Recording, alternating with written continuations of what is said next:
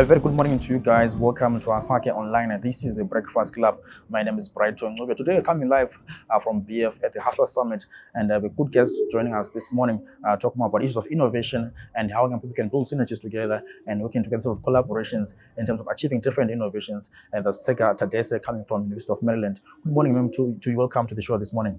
Thank you for welcoming me. It's great to be here and great to speak to you during the Breakfast Club today. Yeah.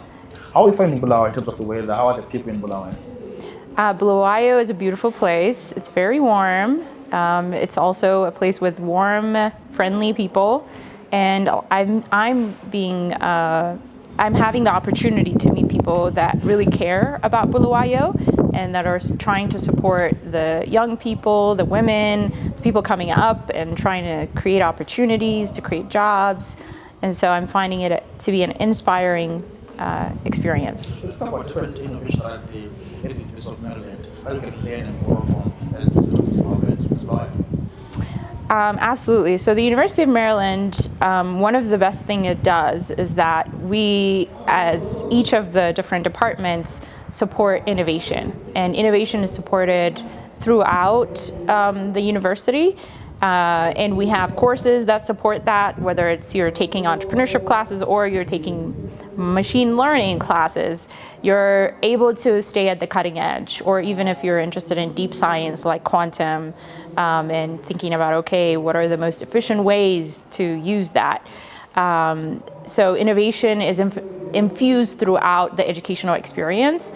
I think what makes the University of Maryland stand out in particular is the fact that it has an ecosystem. And by ecosystem, I mean that there are communities of individuals that come together to support the students, to support the faculty, to support the visitors that come in and try to collaborate with us. And there's this very strong collaborative culture where resources are shared, where networks are shared, and there's mentorship that's happening. And so within that, we're able to really strengthen the ability of each innovator, because once you have an idea, you have all this support, this whole community that's supporting you, that's helping you move through your journey. And we see that has a lot of impact. And so by impact, I mean, we have ventures that have come out of the University of Maryland that are successful, that are adding to different industries. So in the quantum space, there's a company called ION that is really changing the game. And then, in my space, which is the Entrepreneurship Center, the Dingman Center for Entrepreneurship, we have student entrepreneurs that are building businesses focused on helping people learn faster using AI, or a stethoscope that is a medical device that is easy to make, not expensive, and it goes straight to people who are the patients, and they can then diagnose for themselves how sense their body signals and then send that into doctors. So this helps telemedicine work more effectively. Yeah. Speak of mentorship, how big and how important is mentorship for young people, particularly young people in terms of university age? How big do you have mentorship programs? Mentorship is crucial because when you're young, and especially in this day and age, we are at a time of uncertainty, right? We have a large unemployment, underemployment crises. Young people here or even in the US, there's a disillusionment of what does a degree do for me, right? And so we have to be able to answer that, and the answer often comes with the mentors that are there. So if you're able to find people that are out in the world doing exciting things, whether they are founders in different industries, or they are industry experts in business or in healthcare or whatever that may be, then that shows you there's a path after this degree. Or even if I don't pursue a degree, I could be an entrepreneur. And that's a path that is possible for me. And so mentorship makes a young person see what is possible. And seeing possibilities is part of what makes you feel hopeful, what makes you see a future and pursue it. And so within our center, we organize a mentor program. And the mentor program, it puts people in touch with, we engage the alumni, graduates, and this is a university that's existed for many years, so all ages of mentors in all industries, and they come to our center every week, and they have 30-minute sessions, mentoring sessions with the students, and the students can ask them any question they have about an idea that they have, about a business that they're trying to pursue. And so that then opens the mind of the young person to see, oh, look, this is possible for me, and there are people who care and that can give me advice, so I can feel hopeful about all of the possibilities. Yeah. Speaking of entrepreneurship, I know it's a lonely journey sometimes. You wake up as an entrepreneur, struggling to get resources. What can you say to entrepreneurs in Zimbabwe who are struggling to put ends to meet together, finding capital, and those mere day-to-day struggles? What can you say to them as entrepreneurs? Yeah, and I want to echo what I was saying earlier. I feel like I met so many inspiring entrepreneurs and social entrepreneurs while I was here, and people have this commitment to making a difference, to having a positive impact here in Bulawayo. And I think it's true. It could be hard. The journey could be difficult. But I think I see the spark in each of them, and that they can rely on each other. That if there is a community of entrepreneurs and they're exchanging knowledge and they're building an ecosystem where there's connectivity in all directions and there's support, then you don't have to have a solo journey. This is something we teach in entrepreneurship all the time. Entrepreneurship is a team sport. You can't go it alone. That's why networking is such an important part of it. We even teach the techniques of networking, because you can't do entrepreneurship on your own. You have to build trust-based relationships where there's mutual benefit for the people, so that you can walk the walk with each other. As something challenging comes on, maybe your runway of finances goes, or you're not getting sales, so you don't have money for the next product or good, you have that colleague, you have your fellow, and maybe they have an idea or just a word of encouragement, and they know what you're going through. So our entrepreneurs in the university feel always express to us just how valuable they find the cohort experience. So in the summer, we have an accelerator, and the accelerator has between 12 to 15 students that commit to 12 weeks of working on their business. And they really love the times where they're just eating food, building relationships, because they know these are the people they can count on. And so I would encourage those that are the ecosystem builders, like the organizers of the summit here at the Hustler Summit, to think about what are the ways that we can really deepen the connections of the community, where there's knowledge being shared, resources being shared, and there's support going in all directions. So Speak to us about your message to the students. What are you saying to the students in terms of the issue of hustling, the issue of making money, and also being creative? What are you saying to them earlier on this morning?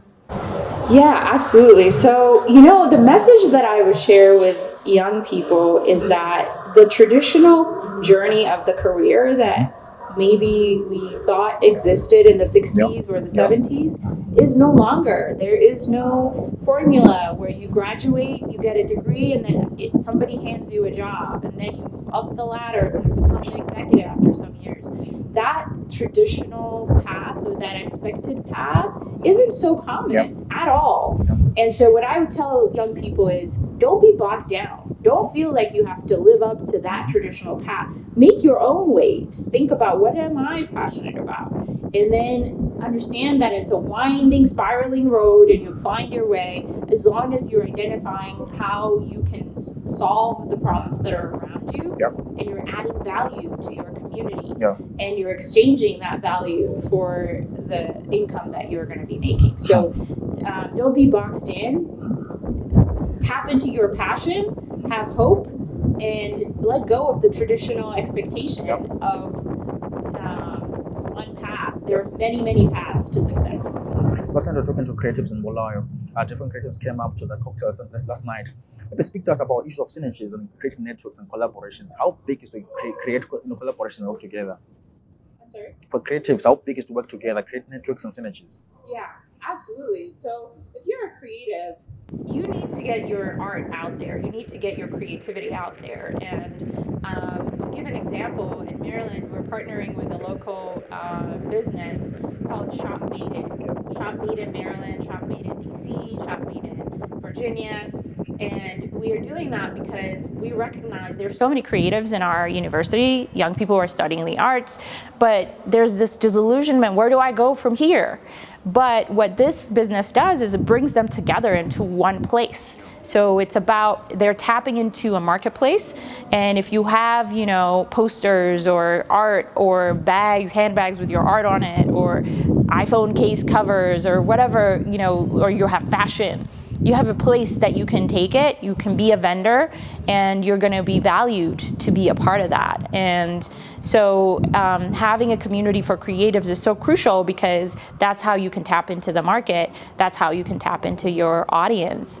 And then, you know, it's also collaborations give you a bigger voice. So if two different creatives, maybe somebody who's in fashion, maybe somebody who's in music, if they collaborate, both of their audiences are reaching, it's multiplying by 2 the audience that each creative has.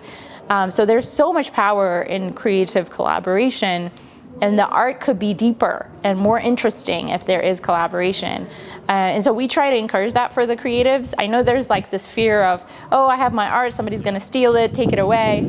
Right, but you are you. There's nobody else that can be you, and nobody can mimic the art. So find what makes you different in the art that you're creating, in the business that you're creating. Evaluate the landscape. What makes you stand out? Find that voice, and once you do that, there's this uniqueness that nobody can take away from you. So don't be afraid to collaborate. Lastly, the issue of AI and ChatGPT, people are still struggling to embrace that in Africa. What can you say to them around use of AI to come up with innovative ideas? What can you say to them around AI? Yeah, AI is the new wave. It's a new technology, and it's a, you know, the world is a buzz. What I'm seeing from the innovators that are the students that we have is that it's an opportunity, really, to solve problems that you care about. So we have multiple businesses that are using AI, and these are young students who are taking AI and building something from it. And so I say to those that are considering it, it's an opportunity. So to give the examples, we have one business that is using AI to have conversations, customer service conversations for digital marketers. So if you are a company, small business, you don't have a customer service rep, well, the AI can help with that. And so they are creating an app to help these small businesses have customer service that is pretty much just AI, right? And so that's an innovation. Another is an innovation that's helping students learn faster by taking large manuscripts, pages that are 50 pages, and then this app helps summarize it, gives you notes, quizzes, flashcards, so that it helps you learn and just get in a better place. So it's not something to be afraid of, it's an opportunity, and you can improve other people's lives, whether it's helping businesses with their marketing or helping learners with their learning. It's an opportunity for the innovators to really disrupt the status quo and bring better solutions. Tsega, thanks so much for your time this morning. Thank you so much for the conversation. All right. There we have it. This brings us to the end of the Breakfast Club. I was joined by Tsega Tadesse this morning, speaking about innovations and what young people can tap into, use of collaborations, networks, and building synergies. I hope you guys enjoyed the show. From myself, Brighton Ncube, it's bye for now.